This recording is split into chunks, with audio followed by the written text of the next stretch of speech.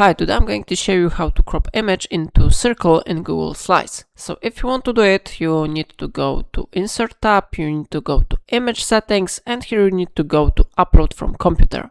Then you need to select image which you want to upload. So for example, I select this image and I click Open button.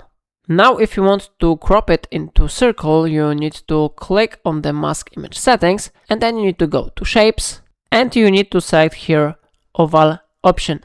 So I click on this option, and how you see our image has been successfully cropped into circle.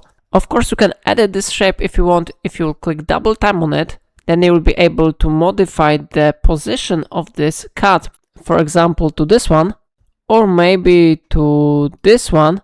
And if you are sure that you want to crop it, you need to click somewhere outside of this box, and how you see it really works. Yeah, so in this way you can easily crop your image into circle in Google Slides. If I helped you to do it, remember to like this tutorial and subscribe my channel. Please let me know in comment if it's solved your problem.